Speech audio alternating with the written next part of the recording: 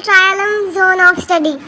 ਅੱਜ ਆਪਾਂ ਦੇਖਦੇ ਹਾਂ ਕਿ ਟਾਸਕ 2 ਦੇ ਵਿੱਚ ਕਿੰਨੇ ਕੁ ਟੌਪਿਕਸ ਹੁੰਦੇ ਨੇ ਜਾਂ ਕਿਹੜੇ ਟੌਪਿਕਸ ਤੋਂ ਇਹ ਆਪਾਂ ਨੂੰ ਐਸੇ ਐਗਜ਼ਾਮ ਦੇ ਵਿੱਚ ਦੇਖਣ ਨੂੰ ਮਿਲਦਾ ਹੈ। ਸੋ ਆਪਣੇ ਕੋਲ ਟੋਟਲ 24 ਟੌਪਿਕਸ ਨੇ ਐਂਡ ਇਹਨਾਂ ਦੇ ਵਿੱਚੋਂ ਹੀ ਆਪਾਂ ਨੂੰ ਕੀ ਹੈ ਐਗਜ਼ਾਮ ਦੇ ਵਿੱਚ ਕੁਐਸਚਨ ਦੇਖਣ ਨੂੰ ਮਿਲੂਗਾ। ਸੋ ਫਸਟ ਹੈ ਆਪਣਾ arts, then business, communication, money, crime, punishment, education, environment, family and children, food and diet, government, health, housing, language, leisure, media and advertising, reading, society, space exploration, sports, exercise, technology, tourism, transport, work.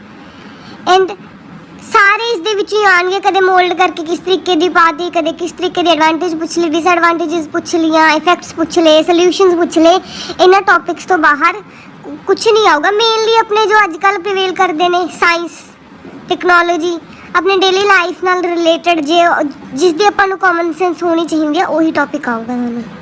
ਸੋ ਹੁਣ next ਦੇਖਦੇ ਆਪਾਂ types of ਐਸੇਜ਼। ਤਾਂ ਆਪਾਂ ਨੂੰ ਕਿਹੜੇ ਆ ਸਕਦੇ ਨੇ?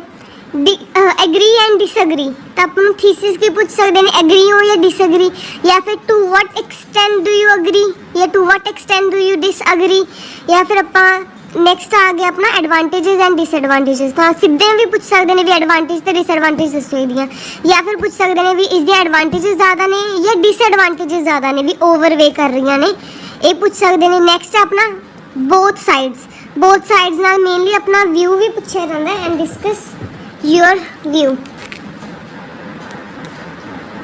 means discuss your opinion। ਇਸ ਦੇ ਨਾਲ ਆਪਾਂ ਦਾ opinion ਵੀ ਪੁੱਛਿਆ ਜਾਂਦਾ ਹੈ।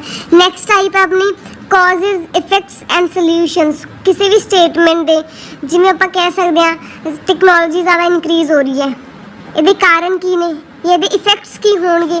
ਜੇ ਲੋਕ ਜ਼ਿਆਦਾ ਟੈਕਨੋਲੋਜੀ ਯੂਜ਼ ਕਰਦੇ ਨੇ ਉਹਦੇ ਨਾਲ ਕੀ ਉਹਨਾਂ ਨੂੰ ਬੈਨੀਫਿਟ ਮਿਲੂਗਾ ਜਾਂ ਫਿਰ ਕੀ ਉਹਨਾਂ ਨੂੰ ਕੀ ਉਸ ਚੀਜ਼ ਦੇ ਡਰਾਬੈਕਸ ਹੋਣਗੇ। ਤਾਂ ਫਿਰ ਉਹਦੇ ਸੋਲਿਊਸ਼ਨਸ ਵੀ ਲੋਕ ਇੰਨੀ ਜ਼ਿਆਦਾ ਟੈਕਨੋਲੋਜੀ ਨਾ ਯੂਜ਼ ਕਰਨ ਉਹਦੇ ਸੋਲਿਊਸ਼ਨਸ ਕੀ ਹੋਣਗੇ। ਇਸ ਤਰੀਕੇ ਨਾਲ ਤੁਹਾਡੇ ਕੁਐਸਚਨ ਆਊਗਾ। ਐਂਡ ਨੈਕਸਟ ਹੈ ਆਪਣਾ ਪੋਜ਼ੀਟਿਵ ਡਿਵੈਲਪਮੈਂਟ ਔਰ ਨੈਗੇਟਿਵ ਡਿਵੈਲਪਮੈਂਟ। ਕੋਈ ਵੀ ਸਟੇਟਮੈਂਟ ਹੋਊਗੀ ਪੁੱਛਣਗੇ ਵੀ ਇਹਦੇ ਨਾਲ ਆਪਣੀ ਪੋਜ਼ੀਟਿਵਲੀ ਆਪਾਂ ਨੂੰ ਇਫੈਕਟ ਕਰੂਗੀ ਜਾਂ ਇਹ ਚੀਜ਼ ਨੈਗੇਟਿਵਲੀ ਇਫੈਕਟ ਕਰੂਗੀ। So thanks for watching my video.